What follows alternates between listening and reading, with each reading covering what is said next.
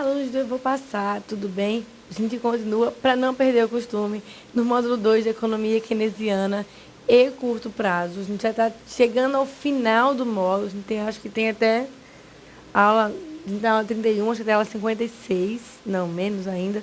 A gente está chegando no final, acho que mais umas 10 aulas a gente termina para começar o terceiro módulo, que é o módulo de Economia Aberta. Então, eu achei que a gente tivesse o mesmo módulo junto, mas não era. Eu separei a economia keynesiana de economia aberta. Agora, não é bem mais o curto prazo, a gente já está vendo isso. Tem um pouquinho de longo prazo também dentro da análise.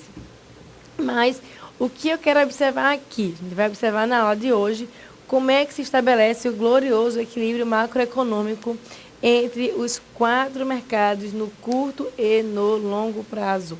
Então, na aula de hoje, a gente compreende como é que se estabelece o equilíbrio macroeconômico no modelo ASAD. Para não perder tempo, vamos para a lousa, vamos ver o que está acontecendo. Vejam só. O que é que eu preciso compreender? Tá estranhozinho aí, né? A gente agora não tem mais 2 curvas, a gente agora tem 3. Eu não preciso explicar a vocês onde vem a curva de demanda agregada. Veja, a curva de demanda agregada já vem do modelo ISLM. O modelo ISLM já vem do equilíbrio do mercado monetário para a curva LM, vem da cruz keynesiana e a relação entre investimento e taxa de juros na curva IS. Então, vejam quantos gráficos estão aqui para finalmente chegar no equilíbrio macroeconômico. Então, a gente vem contando historinha que está começando a se finalizar no modelo ASAD. O que é que eu preciso compreender no caso do modelo ASAD, equilíbrio macroeconômico? Vamos ver na luz. Eu preciso compreender que o ponto onde a curva de oferta agregada cruza com a curva de demanda agregada, agora, a curva de oferta agregada de curto prazo intercepta a curva de demanda agregada, a curva de demanda agregada vai gerar, para um determinado nível de preços, que eu vou chamar de P estrelinha, um nível de renda de equilíbrio de curto prazo. Então, o que é que determina o nível de renda de equilíbrio no curto prazo? É a interseção entre a curva de demanda agregada e a curva de oferta agregada de curto prazo. Essa é a primeira definição que você precisa compreender. E aí, o que é que determina o equilíbrio de longo prazo? Determina o equilíbrio de longo prazo é a interseção entre a demanda agregada e a curva de oferta agregada de longo prazo. E aí, o que é importante que você note é que, nesse caso aqui, eu tenho um equilíbrio simultâneo dos 4 mercados nos 2 prazos, no curto e no longo prazo. Como é que eu posso observar isso? Vamos ver na lousa. Eu posso observar isso porque a curva de demanda agregada está simultaneamente interceptando a curva de oferta agregada de curto prazo, estabelecendo o equilíbrio de curto prazo, e a curva de oferta agregada de longo prazo, estabelecendo o equilíbrio de longo prazo.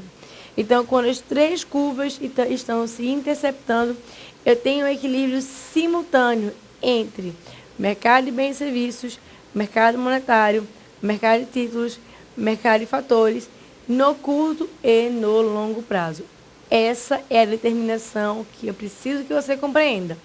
E aí, mais ainda, o que eu preciso que você note é que o equilíbrio de curto prazo, nessa situação, estará associado ao pleno emprego de fatores. Estará associado ao pleno emprego de fatores. Vamos ver na lousa. Se você lembrar, a renda que está associada à oferta agregada de longo prazo é chamada de renda ou produto de pleno emprego. Esse aqui é o produto de pleno emprego, está aí marcadinho. Então, o que eu quero que você observe, ou o que eu quero que você note, é que nesse caso, mesmo no curto prazo, eu consigo estabelecer o grau de equilíbrio de longo prazo, e isso é muito importante, porque a partir de agora a economia fica equilibrada. Não existe mais um desemprego enorme, existe um desemprego chamado de desemprego natural, ele normalmente acontece na economia, E eu não tenho, então, ociosidade de fatores. A minha economia está em plena atividade. E aí, nesse caso, importante, pleno emprego, a gente já tinha visto que é como se não existe nenhum desemprego de nenhum fator.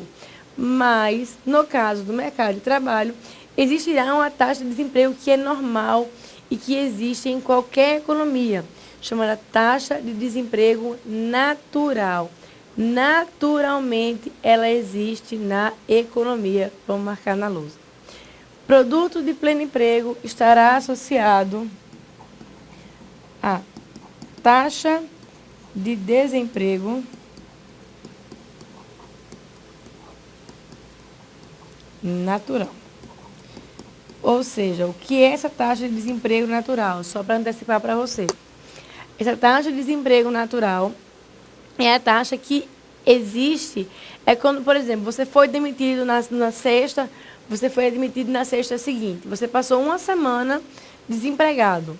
Essa semana é a taxa de desemprego natural. É aquele período que está entre você sair de um emprego e você entrar no outro. É aquele período em que você está saindo, fazendo exame demissional, fazendo a homologação da rescisão, para poder fazer a sua contratação numa outra empresa. Então, naturalmente, existem pessoas que estão nessa situação em qualquer economia. Então, quando se fala em produto de pleno emprego, em equilíbrio macroeconômico de longo prazo, está se falando que existem pessoas desempregadas, sim, mas essas pessoas estão simplesmente trocando de emprego, saindo de um emprego anterior e indo para um novo emprego. Então, é isso que está marcado na lousa. O que é que eu preciso compreender sobre esse equilíbrio? Vamos analisar. Eu preciso compreender que quando o mercado de bens e serviços está em equilíbrio de longo prazo, duas condições precisam ser satisfeitas. Que condições são essas? Primeira, a quantidade demandada precisa ser igual à quantidade ofertada no nível atual de preços. Segunda, o nível de preços antecipado pelos agentes econômicos para esse período deve ser igual ao nível de preços atual. Quando o nível de preços antecipado ocorre atualmente, o produto atual da economia será igual ao PIB potencial de pleno emprego, em que todos os fatores produtivos estão empregados. Vamos traduzir isso aí passinho por passinho para ficar bem claro. Vamos ver na lousa. Quem que está dizendo aqui? A gente agora está falando de oferta agregada e demanda agregada, primeiro, de bens e serviços. Eu estou falando de PIB, eu estou falando de renda, eu estou falando de despesa. As três identidades macroeconômicas fundamentais. PIB igual a RIB igual a DIB. E o que é que a gente vai observar? Que para que eu tenha um equilíbrio simultâneo, se eu tiver um equilíbrio simultâneo no mercado de bens e serviços, eu vou ter no mercado monetário e no mercado de fatores. Então, veja que os três mercados, quando um está equilibrado, ele vai gerar desdobramentos de equilíbrio nos demais. Então, essa é uma informação bem importante. E aí, para que isso aconteça, para que o mercado de bens e serviços, que é representado pela curva SAD, esteja em equilíbrio de longo prazo, é importante que duas condições sejam satisfeitas. Vamos ver na lousa. Vejam só, a primeira coisa aqui, você vai marcar, é o equilíbrio de longo prazo. Está aqui marcado. Que condições precisam ser satisfeitas? Primeira, a quantidade demandada precisa ser igual à quantidade ofertada no nível atual de preços. A quantidade demandada precisa ser igual à quantidade ofertada de curto e de longo prazo. Na lousa, para que eu tenha equilíbrio de longo prazo, primeira definição, vamos marcar aqui, a quantidade demandada precisa ser igual à quantidade ofertada no nível atual de preços. Então, para o nível de preços corrente, a quantidade demandada é igual à quantidade ofertada. Primeira condição para que exista equilíbrio macroeconômico de longo prazo. Qual é a segunda condição que precisa ser atendida nessa situação? É que o nível de preços antecipado pelos agentes econômicos para esse período deve ser igual ao nível de preços atual. O que é isso? Como é que a gente interpreta? Não há expectativas de inflação sendo feitas de forma incorreta. O que eu espero para o futuro, de fato, se concretiza. Então, para que eu tenha um equilíbrio macroeconômico de longo prazo, é preciso que as minhas expectativas sejam efetivadas no longo prazo. E aí isso gerará, isso possibilitará a determinação do equilíbrio macroeconômico de longo prazo. Vamos ver na lousa. Nesse caso aqui, vamos marcar laranja, ele diz que o nível de preços antecipado pelos agentes econômicos para esse período deve ser igual ao nível de preços atual. Isso aqui é bem importante. É quando eu formo expectativas consistentes. É quando eu tenho noção consistente do meu mercado. Quando eu tenho noção consistente do comportamento da minha economia. E aí, quando o nível de preços antecipado ocorre atualmente, ou seja, o que eu achei que ia acontecer para a economia ontem se efetivou hoje, o produto atual da economia será igual ao PIB potencial, será igual ao produto máximo que a minha economia pode produzir, produto potencial de pleno emprego, em que todos os fatores produtivos estarão empregados, desconsiderando as taxas naturais de desemprego, que a gente vai ver com mais calma depois, mas que é bem frequente no mercado de trabalho. No mercado de trabalho sempre vai ter gente trocando de emprego. Saindo de emprego pior para um emprego melhor, saindo de emprego que não é tão bom para um emprego bom. Então, sempre vai ter gente trocando de emprego. Como tem gente trocando de emprego, o que é que vai acontecer? Sempre vai existir a taxa de desemprego natural. Então, esse é o resumo do equilíbrio macroeconômico quando eu considero os 4 mercados. É a interseção das 3 curvas. Se nada acontecer, se não houver nenhuma alteração, nem na oferta, nem nos fatores que afetam a demanda agregada, nem nos fatores que afetam a oferta agregada, esse nível de produto de equilíbrio vai permanecer aí para sempre no infinito. Mas não é isso que acontece, esses fatores se alteram o tempo todo. A minha expectativa de inflação muda, as políticas monetárias, as políticas econômicas são alteradas, existem choques de oferta, existem variações de custo, tudo isso influencia, então, o equilíbrio macroeconômico. A gente não vai ver isso agora, a gente vai compreender primeiro essa noção de equilíbrio. É importante que você absorva todas as informações de equilíbrio. E aí, uma outra situação bem importante, que também é frequente nas provas de concurso, é a questão de que muitas vezes eu não estou em equilíbrio macroeconômico de longo prazo, embora eu esteja em equilíbrio macroeconômico de curto prazo. Vamos ver o que é isso. Vamos para a lousa. Vejam só. Existe o caso, antes que a gente compreenda, antes que a gente passe para frente, em que eu tenho mudanças não antecipadas e mudanças antecipadas. Logicamente, esse não fará toda a diferença na interpretação do problema. Antes de ver, então, a diferença entre equilíbrio de curto prazo e desequilíbrio no longo prazo, a gente vai analisar a diferença entre mudanças antecipadas e mudanças não antecipadas. Vamos ver. As mudanças não antecipadas são mudanças que os agentes econômicos não têm condições de antever. Que aconteceu alguma coisa que eu não tinha como fazer nenhum tipo de previsão. Assim, as decisões tomadas antes da realização do evento não levarão em conta sua ocorrência. Vamos para a lousa.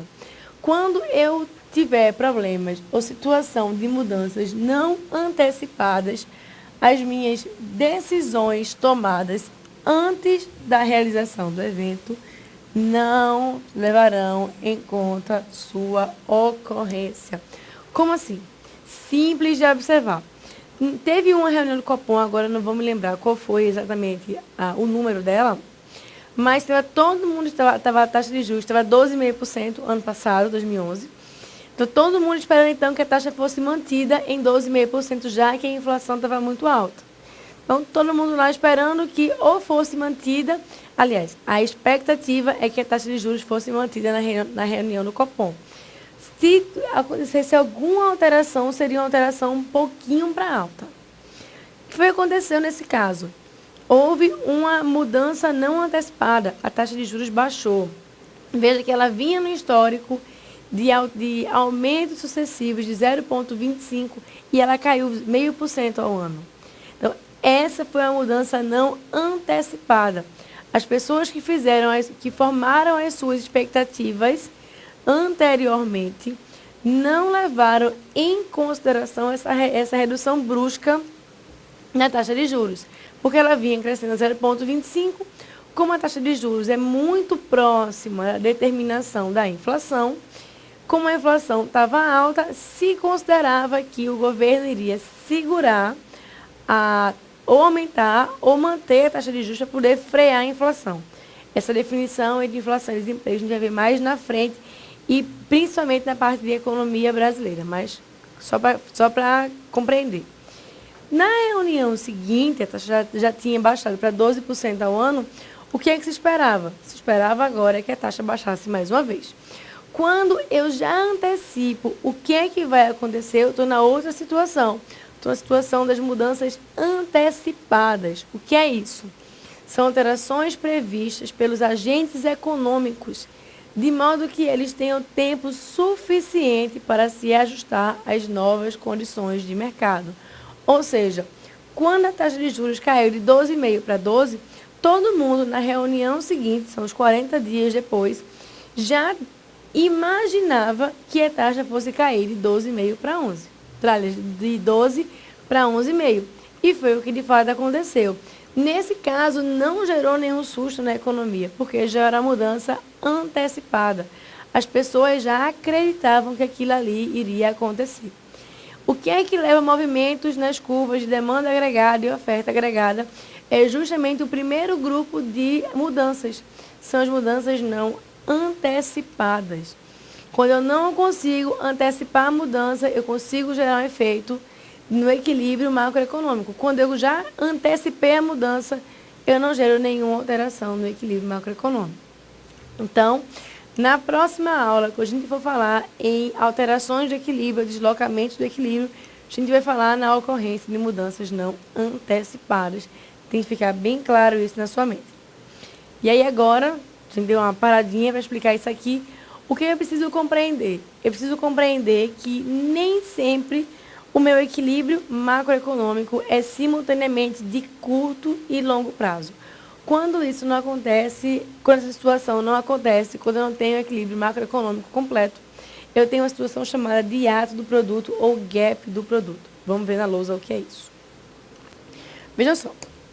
O que é o gap ou hiato do produto? Situação de equilíbrio simples, a gente já viu, equilíbrio simultâneo de curto e longo prazo. Quando é que eu não tenho equilíbrio macroeconômico nos dois prazos? Vamos ver na lousa. É quando a minha curva de demanda agregada, ela está aqui embaixo de DA, imaginem que ela esteja em DA linha. O que é que está acontecendo aqui? Eu estou nesse nível de produção, que eu vou chamar Y0, que é menor que o Y de pleno emprego. Então, o que é que eu tenho nesse caso? Eu tenho o que se chama de gap ou hiato do produto.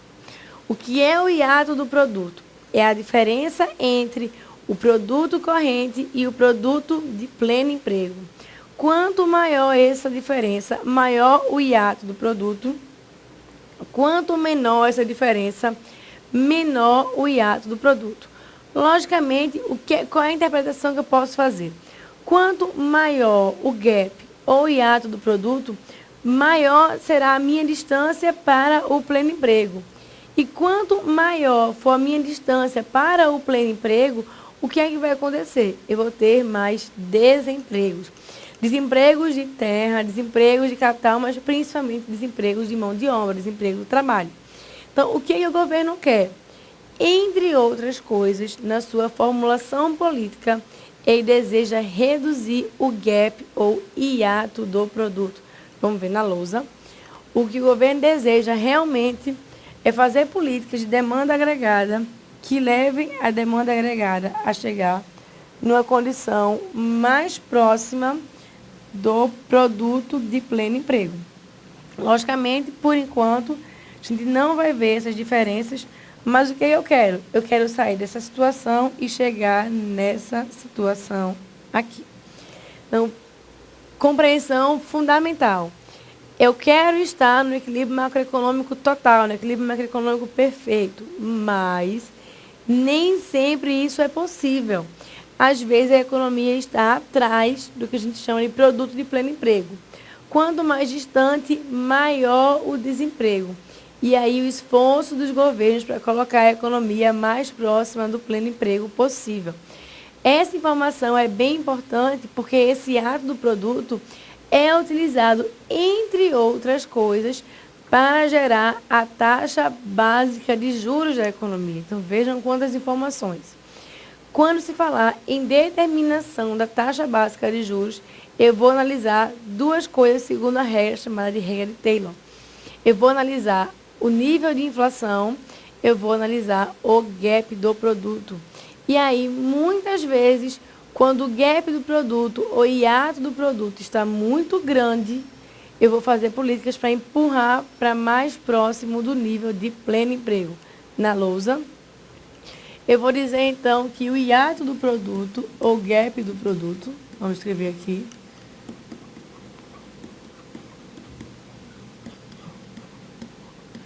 será dado pelo produto de pleno emprego menos o produto corrente, o produto no tempo I. Quanto maior essa diferença, mais distante estaremos de uma situação de equilíbrio de longo prazo, maior será o grau de desemprego. O que é que está acontecendo na Europa? A gente tem uma série de países com grande coeficiente de desemprego.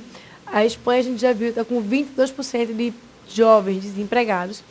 E aí, nesse caso, é porque o PIB da economia está afastado do PIB de pleno emprego. Lógico, essas são as condições mais iniciais do equilíbrio. A gente precisa compreender, por exemplo, como é que eu faço para chegar no PIB de pleno emprego. E se, de fato, políticas econômicas, como a política fiscal e a política monetária, conseguem não apenas levar para o pleno emprego, quase que não sai, mas manter a economia nesse pleno emprego. Será que, de fato, a aplicação de políticas governamentais consegue deslocar a demanda agregada? O que a gente já viu, só antecipando? A gente viu que sim, que toda vez que o governo faz intervenções, por exemplo, política fiscal expansionista ou política monetária expansionista, haverá um deslocamento da demanda agregada para a direita. Vamos ver na lousa. Uma das coisas que leva a curva de demanda agregada para a direita são as políticas, vamos escrever aqui, são as políticas econômicas. Essas políticas econômicas levam a esses deslocamentos da curva de demanda agregada. E aí, o que eu quero que você observe? Que, às vezes, essas políticas terão efeito de curto prazo, mas o efeito de longo prazo a gente ainda não compreende. Para entender como é que as políticas econômicas afetam de fato o equilíbrio de longo prazo e para saber como é que o governo pode afetar a economia agora em períodos mais distantes, porque a gente já viu que ele faz isso no curto prazo, é o que a gente vai compreender na aula que vem, que vai falar sobre as intervenções políticas no modelo ASAD. Será que, de fato, o governo consegue manter a nossa produção, o nível de pleno emprego, que é o que nós desejamos? Para responder isso e outras perguntas, a gente se encontra na aula que vem. A gente se vê logo. Até lá!